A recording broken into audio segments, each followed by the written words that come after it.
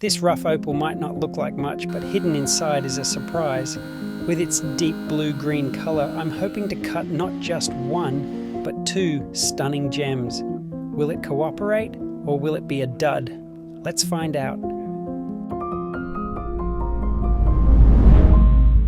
I got this knobby opal from Lightning Ridge, and I am banking on it turning black inside, and if it doesn't, I will have lost my money. So the only way I'm going to find out if this turns black is get on the wheel, but there's a couple of little telltales on here, so let's go and have a look and I'll show you what I mean. This nice knobby is typical of Lightning Ridge opal, and when it goes black in some fields, it usually has a grey skin on the outside, which is showing up here, but I can see where there's a break that the potch goes really dark, and that's my signal to say that there could be a nice black opal sitting inside. If we didn't have any breaks, we'd have more of a risk of figuring out whether it's actually going to turn black, and the only way to figure that out is to grind on the wheel. So we already have one little telltale, so we need to go around the stone and grind in just a little bit and see if the rest of the potch turns black, and if it does, then we have a much better chance of cutting a nice black opal. So let's get the wheel going. So firstly, when I shine the gem torch, it only shines a little bit of light through this corner here, and so that's telling me maybe the sand on this side is interrupting that colour bar on that side. So we'll just have a bit of a play. Oh, and you can see right there, see that? That's got black potch just inside. I only just touched the wheel ever so lightly, and that's a really, really good sign. Now we just have to avoid the sand.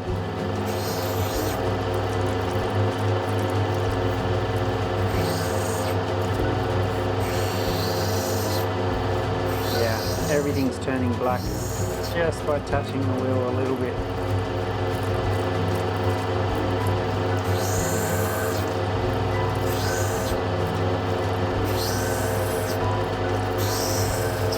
Yep. Good sign so far.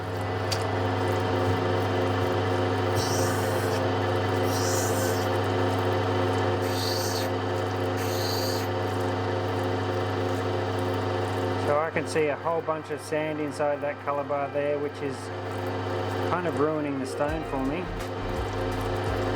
And you can see hints of red just on the top here, but I'm not actually taking that serious because it's only just painted on. So it looks like there could be a really nice stone, but if I was to grind it down a little bit, sure, it will face some colour, but it's only a sun flash and it's nothing of real value. You see, it's only painted on, so you can see already that the colour's just disappeared.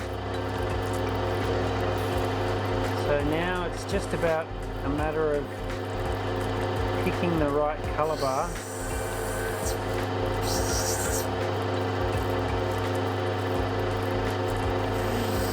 Sand spot there, bit of a pain, and that one there is really bad. Okay, so it's really hard to figure out how deep that goes because it's so messed up and it's in silica, so the silica doesn't break up as much as the sand will, so it's a bit of a mixture and hard to tell. So from what I can tell, the colour bar is really nice, but we've got two problems. We've got a colour bar down here where all the sand is that could be clean, and then this side here is a nice thick colour bar, but it's riddled with sand so far. So I don't want to waste that second colour bar if this one doesn't cut.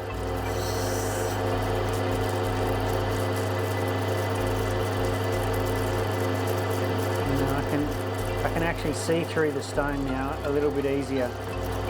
So that's a bonus. Whew. I don't know what to do.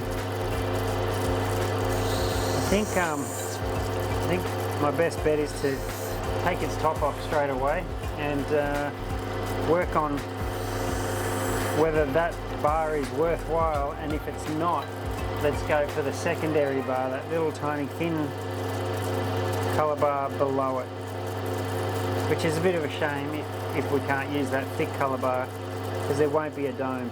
But anyway, I reckon it's time. Let's go for it. I'm going in.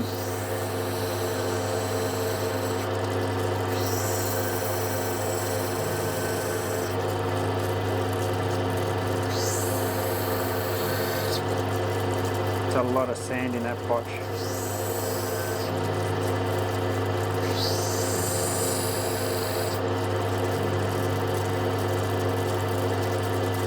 So you can see just a little bit of colour showing up there. That's nice colour, really nice colour. So if it faces like that and we get a clean stone, it's a very nice stone and I'll be happy. If not, I don't know if we'll get our money back.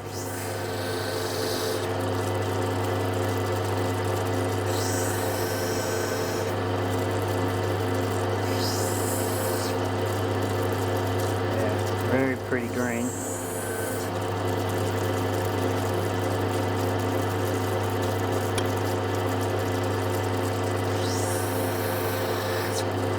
Oh, there it is showing up. It's quite nice colour there.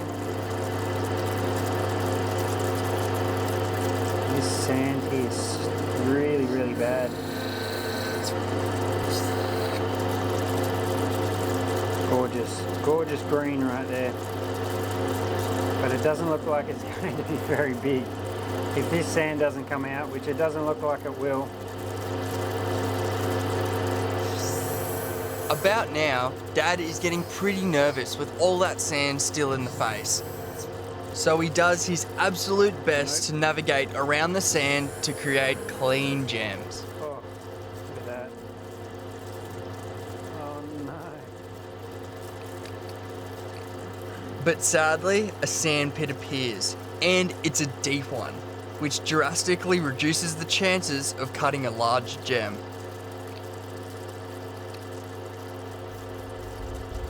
So now he has to change his plan of attack and take the gem from another angle. That goes deep, deep down.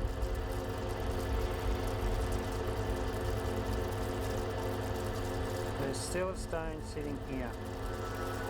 The sand might be bad, but it's not all lost, as Dad can see two stones that will cut either side of the deep sand So pit. when I get the gem torch and I shine through this sand here, it looks like this sand is going to hopefully disappear, but not so much this sand here. So let's just give this a little bit of a grind, see how much of it does disappear.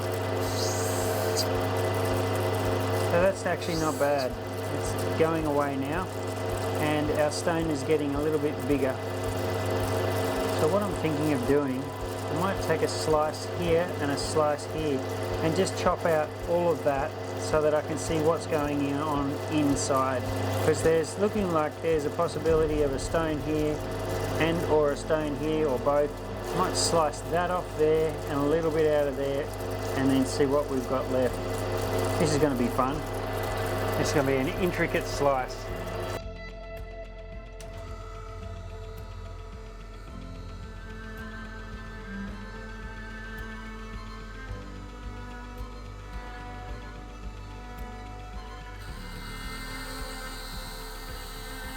Dad takes his time and makes sure that he wastes as little gem as possible when making the slice, by taking it straight through the middle of that deep sand pit and then changing his angle to only take what he needs. When opal cutting, slicing is probably the most unforgiving part of the process, and even with a small shortcut to save some time, can end up in a ruined gem.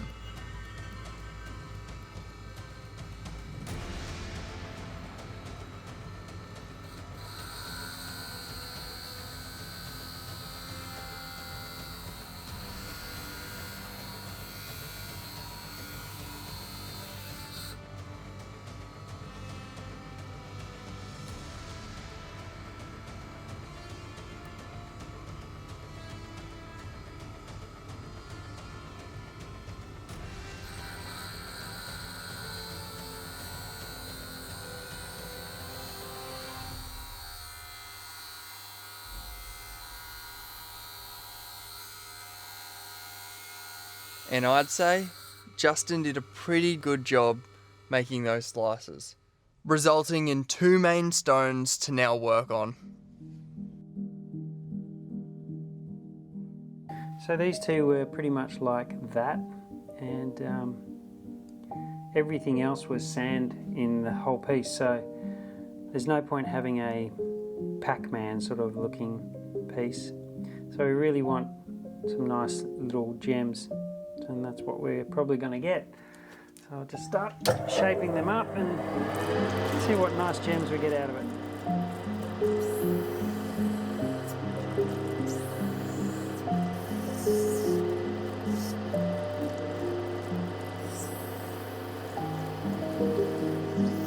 I thought I'd take the opportunity to let you guys know that I've created an online opal cutting course so that you can learn everything that I know about black opal and mostly lightning ridge. That's a pretty gem right there. And the next one. With over 40 videos from the basics of opal cutting to advanced techniques and even detailed maps of the right opal fields to buy from to ensure you get your hands on the best type of Australian opal. This is years of knowledge that I've never shared with anyone. Look how that's turned out. I didn't even mean for that to happen, but we've got a double-sided gem. Very good. If you'd like to know more about my online opal cutting course, scan the QR code for more information.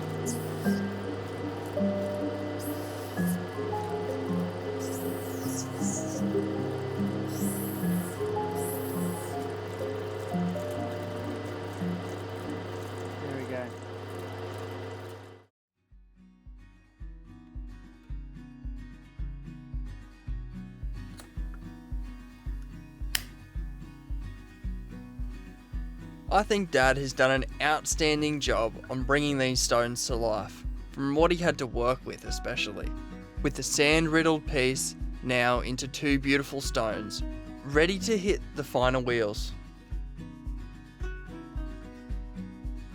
One thing that I just absolutely love about opal is its uniqueness. And although each gem is different, I'm more talking about how everyone has their preferences. As for some people, one gem might speak to them more than another.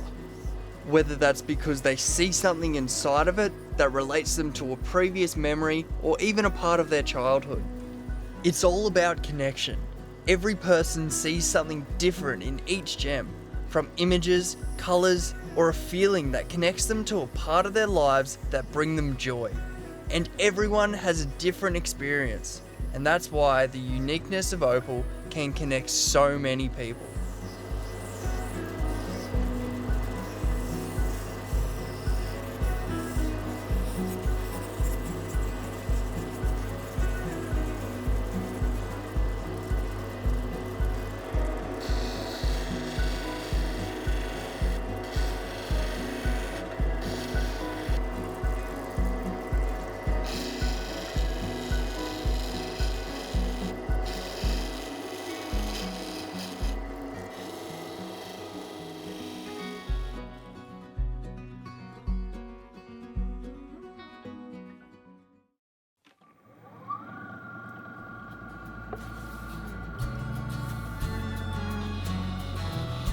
My life as an opal cutter has been nothing short of an incredible journey.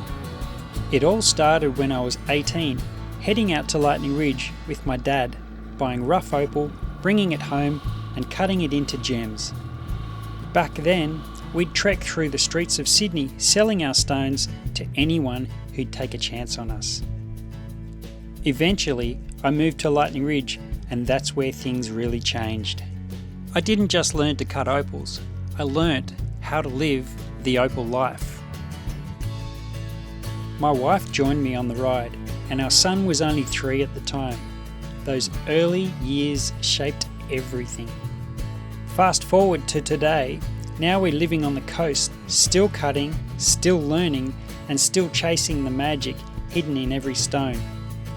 And now my son and I do exactly as what my father and I did when I was a kid. Our business is a true family effort with a team I consider my second family. My life is full and so is my heart. And honestly, it's all thanks to you. Without your support, none of this would be possible.